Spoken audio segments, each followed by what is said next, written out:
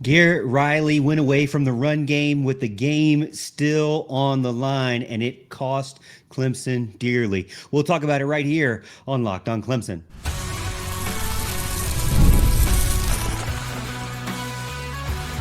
You are Locked On Clemson, your daily podcast on the Clemson Tigers.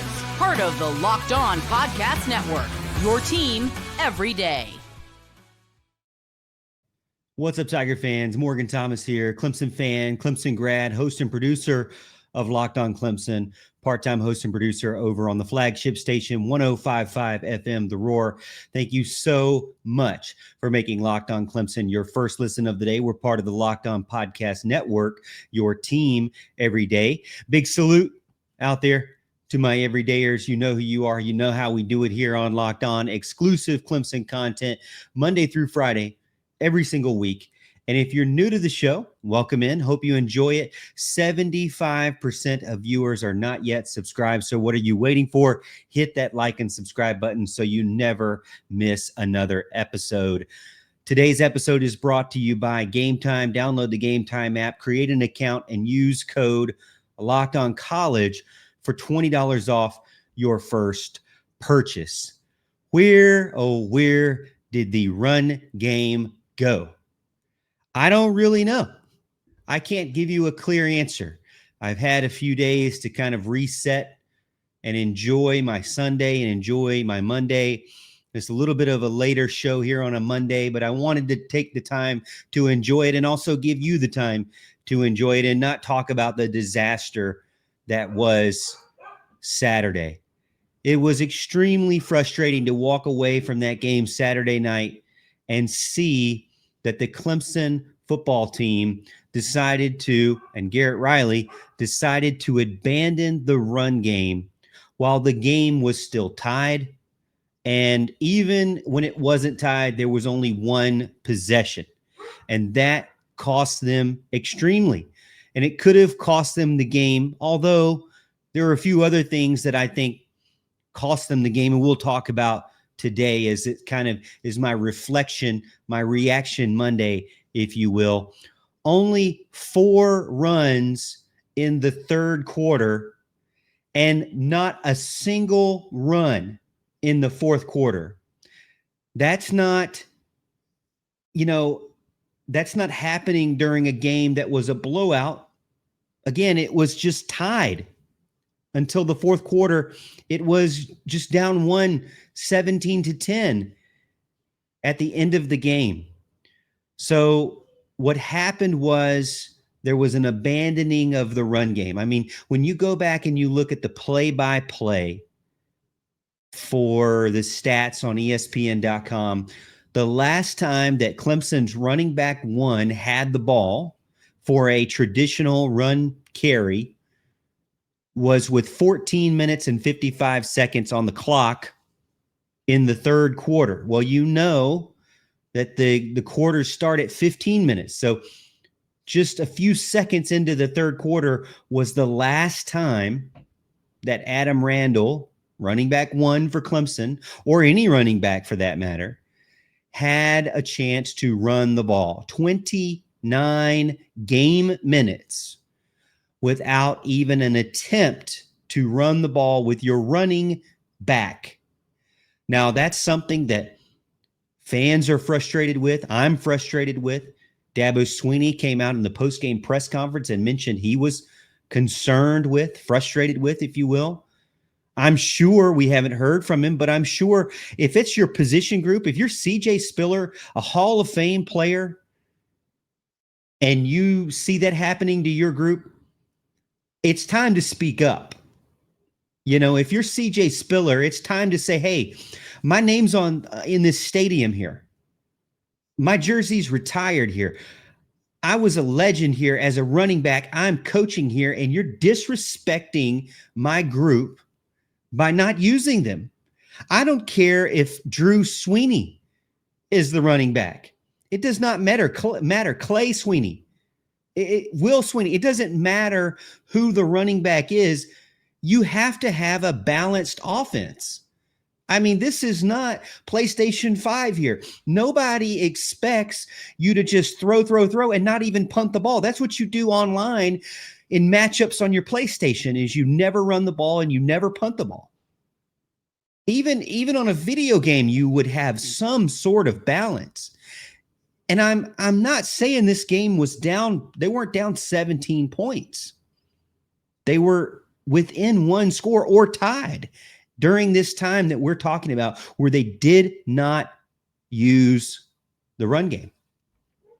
Now, LSU fans in my comments will say, well, Morgan, we dominated you up and down. And in a lot of ways, LSU did dominate Clemson. But I'm not willing to buy it with the run game because Clemson didn't try it.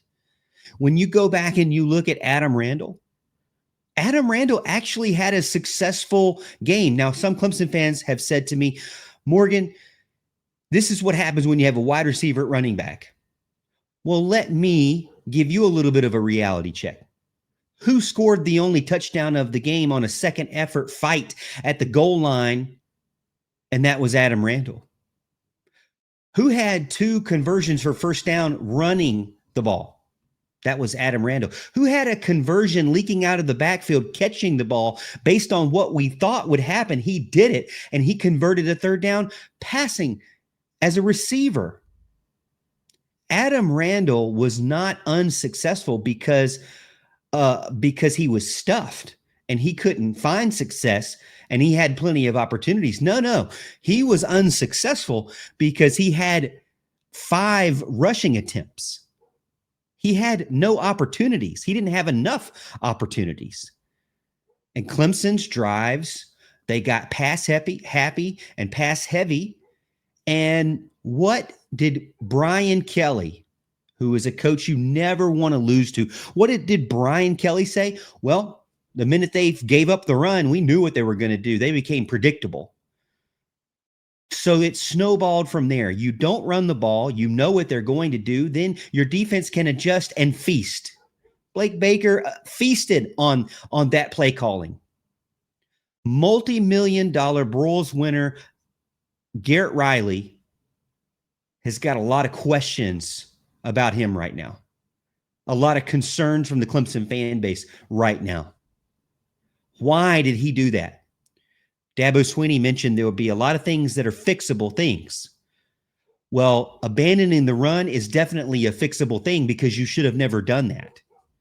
It shouldn't even be a conversation. But here we are talking about a team that did not actually use their running back for 29 minutes in a tie game or a one-possession game. Absolutely unacceptable. From a award-winning offensive coordinator who's getting millions in his 30s. This is real football with real money, and you are completely abandoning the run game. On the other hand, it was frustrating to see what Sloan was doing with LSU. It was like he was throwing the kitchen sink at Clemson. There was creativity all over the place with LSU. Obviously, with Clemson, it was stuck.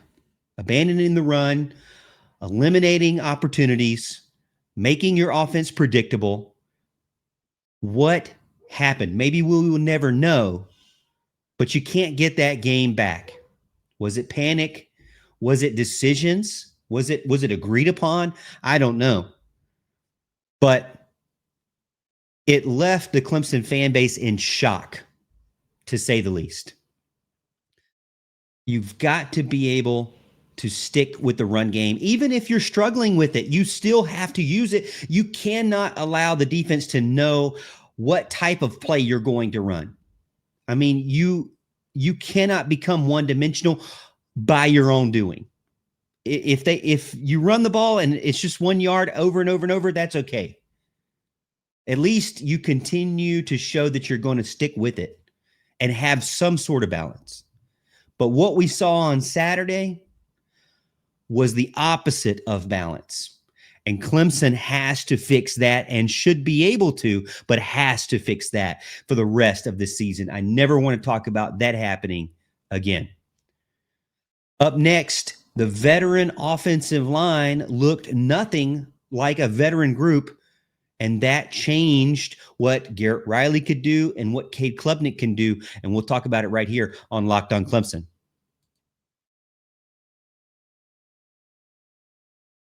Quick question for all you college football fans. If you could go back in time and sit front row at your school's biggest rivalry game, what hat would you be wearing?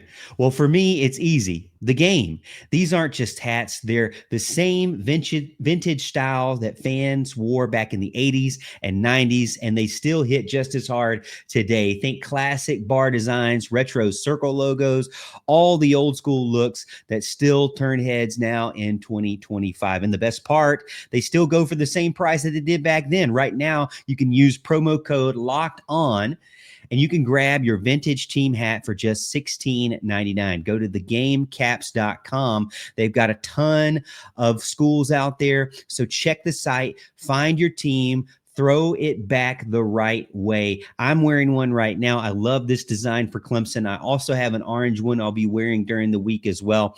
Go use code LOCKED ON at thegamecaps.com because legends wear the game.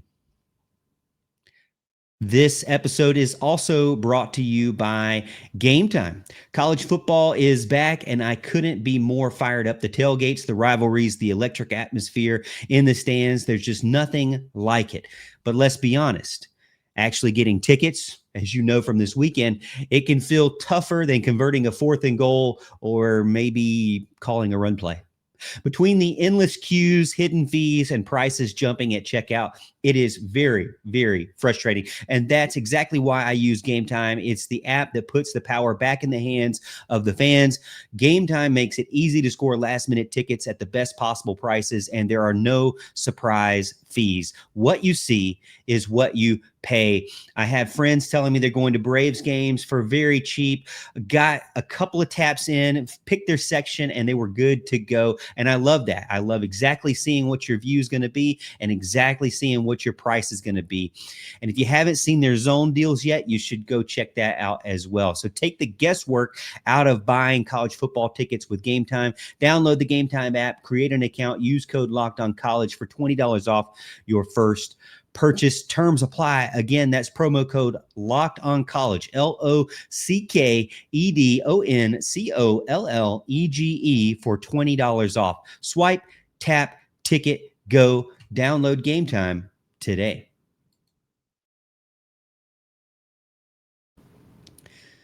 Hey, we have an important request. Locked On wants to hear from you. We put together a survey to learn more about our listeners and make your favorite podcasts even better. This is your chance to tell us what you like, what you don't, and answer questions about our advertising. Go over to lockedonpodcast.com/survey and get started. Everyone who completes a survey will be entered for a chance to win one of 10 $100 Amazon gift cards. Again, that's lockedonpodcast.com/survey. You can also find the link in the show notes. Thanks for helping us out. All right, back to the segment here. Veteran offensive line that I bragged about for a couple of weeks. Didn't look so veteran now, did it? Looked a lot more like rookies out there. Clemson lost the line of scrimmage, lost the game, and could have disrupted their game plan with all of that. I told you for weeks that it was going to be won and lost at the line of scrimmage. I told you incorrectly that I felt Clemson would have the advantage because of the returning amount of starters that they had on the offensive line, with the amount of snaps that they would have and experience that they would have. You'd have Tristan Lee, multiple year starter at left tackle with a lot of snaps. You'd have Colin Sadler, even though he wasn't a multi-year starter, even though he was hurt last season, a lot of snaps for him as well. He was not a rookie. You'd have Ryan Linthicum, returning center, multiple snaps. Hundreds and hundreds of snaps. And then you'd have Walker Parks, but he didn't get to play. He was actually injured. He was ready to go. He was dressed out, but they allowed Elijah Thurman in there. Not as many snaps for him. But still, we had confidence in him based on what we had seen. And then right tackle of Blake Miller, preseason all ACC, all conference guy, even though I don't agree with that. But he is a multiple snap guy as well. So experience on the offensive line. Can they hold up against a defensive line that is a lot of transfer portal players? We don't know how well they can play together. Well, they didn't really have to throw the kitchen sink at Clemson from a defensive standpoint. One, you knew that at least in the second half, they weren't going to run the ball at all. So you could pressure based on what you were seeing from the passing game, and you could adjust your attack. Well, what we saw is that LSU did stunts, they did twists, they did change of direction from their defensive line, and it worked like a charm. We also saw where we would get an attacker, whoever would attack on the end on the right tackle, the linebacker would hold and almost like a running back wait for their moment to attack. Once the edge or the defensive tackle got a hold of the right tackle or left tackle, the linebacker would go and attack where that player was not. And they worked on the same page. When the defensive end pushed the tackle inside, the linebacker went outside. When the defensive end or defensive tackle pushed him to the outside, the linebacker went inside. There was a poetry about LSU's defense that was actually really, when you look back at the game and rewatch it, I've seen it 3 times now, you can see that there was just a chemistry between the two. And it all goes back to the talent and the experience that you have from Perkins Jr. and Whit Weeks. Those two guys are probably 2 of the better linebackers in the country, and they showed it on Saturday. It did not matter what Clemson threw at them. They were going to be patient and find the gaps. And when they weren't involved and they were out in coverage, or when they were spying and being patient with Cade to see what he would do, the defensive line for LSU was lethal. In just simple twists between the defensive end and the defensive tackle could really disrupt what Clemson's offensive line was doing. 5 QB hurries, 2 quarterback sacks, stunts, simulated pressures. I mean, they were free runners almost the entire game. The running game, while had some success, was given up on. So I can't say that the defense really shut down the running game because there really wasn't enough sample size. It was abandoned. But the pressure for against the pass pressure against Cade Clubnik was real and often, and it forced Clemson and Cade Clubnik to be flushed out, and it forced Cade Clubnik to even feel the footsteps, even when there was a clean pocket. It forced Cade to run out of even a clean pocket. This was supposed to be a stable unit, a unit under a coach that we trust in Matt Luke. If the offensive line is not trustworthy, then I can see where Garrett Riley, if he was under the light in an interrogation room, he would say, how do you expect me to call plays when the offensive line is so inconsistent and so untrustworthy? Not only does Garrett Riley's call sheet shrink, but Cade's development, what we've seen Cade and his talent and his development and his skill set regresses. And it goes back to what we call the old Cade. The technique was poor. I mean, there was one play where Adam Randall ran the ball and they ran it to the left side, and it was a 6-on-5 because Clemson had a tight end with them. They ran it to the left. The right side from center, right guard, right tackle, all nailed their blocks perfectly. But the play was to the left. Well, good thing was they had a tight end on the left-hand side. It was 3-on-2. Would you believe that by the time Cade handed the ball off to Adam Randall, all 3 players on the left-hand side, the tight end, the left tackle, and the left guard, were either on the ground or completely whiffed their blocker. And Adam Randall got 0 yards or -1 yards on that play. I don't understand the lack of talent or skill or ability that we're seeing from the offensive line, from tenured offensive linemen. It's getting ridiculous what we're seeing when you get to a point where you're playing teams that are good teams, when you're playing teams that are aggressive, when you're playing teams that have talent on defense all across the board. The offensive line looked like they were getting run circles around. Speaking of running circles around Clemson's offensive line, there was a play where Whit Weeks, albeit one of the best linebackers in the country, he ran around to the right side of Colin Sadler. Colin Sadler was holding his hands up, about to engage him, but never did. It was like he was waiting for him to get close enough to him instead of going and attacking him. It was a run play. Adam Randall got the handoff, started running in the gap that he saw. Whit Weeks decided he's not going to run around to the right-hand side. He's going to go back around and run to the left-hand side. So he ran around to the right about 90 to 100 degrees around him, and then back around about 135 degrees and tackled Adam Randall with a 1-yard gain. Got up, the cameraman zoomed in on him, and he was visibly laughing at Colin Sadler. I don't understand that. It was extremely disappointing because I know the kind of player Colin is and the kind of effort that he puts into each play. But that situation was embarrassing. I'm sure embarrassing for him as he goes back and watches it. But to watch a linebacker just run circles around a left guard like that was frustrating to see.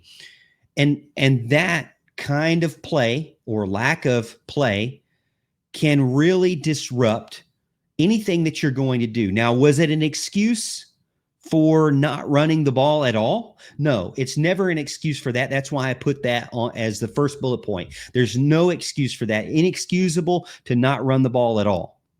Okay, so we got that out of the way.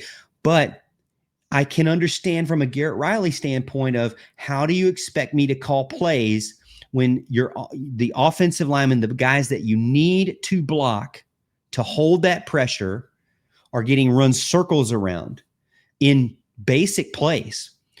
What can Clemson do to fix this? I'm not sure that I have a clear answer for that, more than just adding more blockers, more than making your running back block, making your tight end block, and having no other purpose for them, having no other ability for them to go out and leak out. They have to stay home and block. Just having more blockers with, when you have 5 that can't hold, you have to have 6 or you have to have 7. Maybe there's some other options there. Maybe you could use the go to quicker passes or go to a screen game, which Clemson did not do. And that goes back on Riley of why there wasn't more of a screen game used to the running back. But fixes, that's up to the coaching staff on what they can do. For me, it's my job to point out the frustration that we saw on Saturday, and that was a huge frustration. You did not anticipate that from the veteran veteran offensive line. You didn't anticipate what they would do and how they would react to this game, and they did not live up to the billing that I gave them going into this season, and it was extremely disappointing. Now, when the pocket gets messy, the quarterback either rises to the occasion or reverts to what we've seen in the past. Did Cade take a step forward? And will he be able to correct it? We'll talk about it right here on Locked on Clemson. Guys, you've probably heard of Viagra or Cialis. Maybe you've even tried them, but if you're looking for something that works faster and it feels more modern, then it's time to meet Rugiet Ready. Rugiet Ready is a next-generation prescription treatment designed to amplify arousal in the brain and boost blood flow. Here's the difference. This isn't a pill that takes hours to kick in. Rugiet's 3-in-1 formula dissolves under your tongue and kicks in fast, on average in just 15 minutes. The effects can last up to 36 hours, so you stay confident and in control when the moment is right. Look, of all the options that you have out there that work for you, Rugiet might be the best answer out there. Over 150,000 men have already made the switch. I've also seen how simple it is. Rugiet can connect you with a board-certified doctor online, and they can ship the treatment discreetly to your door. You can even check out real customer reviews on their website to help you make the best decision possible. Head over to rugiet.com/lockedoncollege to use code LockedOnCollege to get 15% off today. That's Rugiet, RUGIET.com/LockedOnCollege, and use promo code LockedOnCollege for 15% off. Individual results may vary with prescription treatment. Compounded drugs are permitted to be prescribed under federal law, but are not FDA approved and do not undergo FDA safety, effectiveness, and manufacturing review. Please visit the Rugiet website for full safety information. Hey, before we get into the next segment, I've got something to tell you. You're missing out if you haven't already been a part of the Locked On Clemson Insider Program. We've been having some great conversations over there preseason, and now that we're in the season, you can text me directly and start sharing your takes, giving me your opinions. I'll give you my feedback and what I'm seeing on my side, and also we can have answers. I can give answers to your questions on the show and give you a shout out as well. You get special access to me all season long, and there's even a 14-day free trial, so there's no excuse to sit on the outside. The link is in the description, so don't miss it. All right. Old Cade. You know what I'm talking about? Old Cade Clubnik showed up, and it cannot continue. It cannot. Cade's habits under stress really just upend anything else that you can be able to do. It short circuits everything. Now, again, I know that Garrett Riley cannot afford to abandon the run. I know that Garrett Riley can't be vanilla, but I can also understand if you put Garrett Riley in an interrogation and you ask him why he did what he did, I can understand that to his point, the offensive line was shaky, was inconsistent. And also to his point, Cade Clubnik went back to what we didn't want to see. When the pocket was under pressure, he rolled out, and he constantly rolled out to the right. He scrambled to the right. So there was an anticipation from Harold Perkins Jr. and Whit Weeks that they were going to roll out to the right. Cade also does not look to his left as much as he looks to the right. He looked more middle and right, almost double or triple than he did to the left. You can go look at my passing chart over on X at the Morgan T Show for the passing chart for the last game. And I'll do them every week. That's where you get the passing charts. But 9 of 38 for 230 yards, no touchdowns, one interception on an interception that he called a check play and then threw it over the guy's head. For most of the first half, he was throwing over everybody's head. And for the second half, he was scrambling for his life, even honestly when he didn't need to. When you go back and watch the game, watch it. His best passes and his ones that actually connected were when he stayed in the pocket and took the hit. When he tried or decided that he was going to scramble, or when he thought he could beat someone, he couldn't. You know, so 50% completion percentage is not adequate enough. Dan Orlovsky brought out a video of one of his plays in the red zone where they went 4 wide. They had 3 wide receivers to the right. And pre-snap, you could tell that he was going to look at TJ Moore to his left, regardless of what the defense threw at him. He saw what he saw pre-snap. I don't even know if I can't say with confidence that he reads the defense pre-snap right now. When he gets into the flustering situations, when he gets into the high stress situations, he tends to lean on his primary read, Pre-snap, clean pocket or not, defense alignment or not, he's going to go to that one guy that he picks out before the snap, whether it's a good decision or not. There were 2 plays in the red zone, in the end zone, where he threw into double coverage, one at the very beginning of the game and one late, where he didn't care what any other wide receiver was doing, what any other tight end was doing, what the defense was doing. You could tell. Now, we hoped that Cade would go away from that and it wouldn't happen as often. Now it's going to happen. You're going to have times where you're just saying, hey, I'm going to throw to this guy. Based on what I'm seeing right now, I'm going to throw to this guy. And that is okay. But in tight situations, especially when you look back at it and you see the film and you see where there were multiple other players wide open and he just completely doesn't even look at them, to me, I feel as if that's a coaching problem. They've got to stop that. This is Cade Clubnik's last year at Clemson. This is his time to get become a first-round draft pick. Now, can you teach an old dog new tricks? I don't know. Is this something fixable, or is this what Cade Clubnik is? Is he going to scramble out of a clean pocket when he doesn't need to because of all the bad pockets he's had? So his timing's all thrown off? Do we have enough sample size to know that he can consistently stay in the pocket? We don't. We don't have enough sample size, or we have a large enough sample size to know that he's not going to do it consistently. If he does, he's going to do it maybe once or twice, but not enough. So where do you go from here? Well, in my opinion, what you do is you manage it as best you can. If you're Dabo and you're Garrett Riley, you manage it. You manage it by blocking better. You manage it by having more blockers to give him as much of a cushion of a bubble as possible, so he doesn't feel the need to do that. You manage your edge rush as much as possible. And so you take away even more options from him knowingly, because he needs more blockers. He needs more protection. I understand you're not going to have as many options out there, but what he's doing right now by locking in on one guy is not options.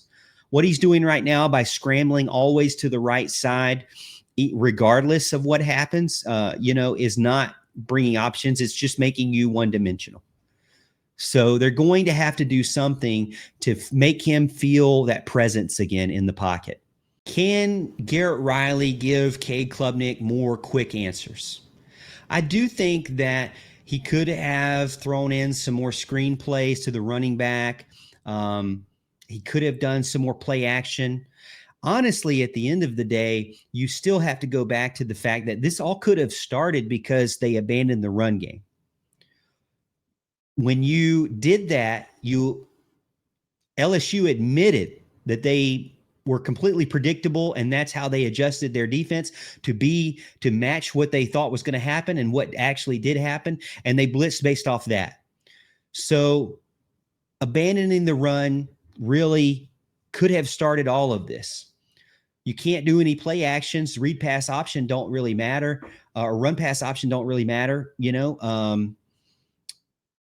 I mean, what can you do going forward? Well, first of all, you got to be more balanced. You got to be more balanced, and you got to use your running game. Second of all, you've got to figure out a way to stop Cade from just leaving the clean pockets. And maybe that's not possible. Maybe that's not possible. But I even told my dad, I said, it's kind of one of those daddy moments, he's your baby boy. If he leaves a clean pocket again, you need to chew him out. I mean, Dabo has chewed out many players in front of everyone, the punter, the kicker, the running backs. I mean, no one is immune to a Dabo chewing. And baby boy Cade Clubnik maybe needs a chewing out if he's going to scramble from a clean pocket and bail out when he doesn't need to. Those are some moments where it's like, hey, that can't happen, Maybe it's more simple. Maybe it's going back and just having a balanced offense, and that will relieve some of the pain. I could see that being the case too. But we did see this last season. Cade gets better as the season goes on, so a high-stressed game one is not the best for him. Do I expect Cade to settle in as the season goes on? Yes, I do. And maybe, just maybe, this is the only loss of the season. But, when you get under these high-stress situations, you've got to revert to what you've practiced. And you can't go back to the things that you're trying to, your bad habits, you know? So that's the big thing, is there's going to be stressful games later on in the season. This schedule is going to be harder than last season. You got Syracuse, SMU, Florida State, Louisville, South Carolina. I mean, those are games that those teams are going to want to take you out and win. And so Cade and Clemson have to be ready for some more stressful situations and how they're going to respond. But he has to respond predictably. And he has to respond in a way that's going to keep the drive alive instead of just sprinting backwards and to the right. That's not something that's going to work against teams that are faster than you. Now, he may have a few ACC teams or a majority of ACC teams that it doesn't matter at all. You know, you can do that and get away with it. But we know, based on last season, that when you get the more difficult defenses that actually have speed and talent on the outside, that's not going to work. So the plan to me is with Troy is to get back into rhythm, to find and show Cade what he's good at, to remember that you have a running game, and to really kind of just prove to everyone, hey, you live to fight another day. You know, you live to fight another day. The season is still a very long season. All the postseason goals are still on the table. While it is frustrating, you could walk away from this at the end of the season saying, wow, you know, that was a tough first game of the season, but we lost to a top 5 team in the country and we rebounded and we're still here. So there is still hope. There is still a lot to play for. One of these teams had to lose. We were hoping that it would be the team that had more returning production and was at home. And that wasn't the case. So now it's time to pick yourself up and go live to fight another day. It's another big moment here at Locked On. College football fans, Locked On and Fire TV present College Football Kickoff, your ultimate college football weekly preview. Drake Toll of Locked On Big 12 leads the conversation alongside two-time AP Coach of the Year Gary Patterson, former college star Jesse Holley, and Locked On's local experts, a local college preview show only for Locked On and only the way we can do it. Catch College Football Kickoff every Thursday throughout the season and only on Fire TV. Hey, to my everydayers, thank you so much for making it to the end of the show. I really appreciate you hanging with me all the way to the end. And as always, we'll see you tomorrow, and we'll see you, Tiger fans, at the top of the hill.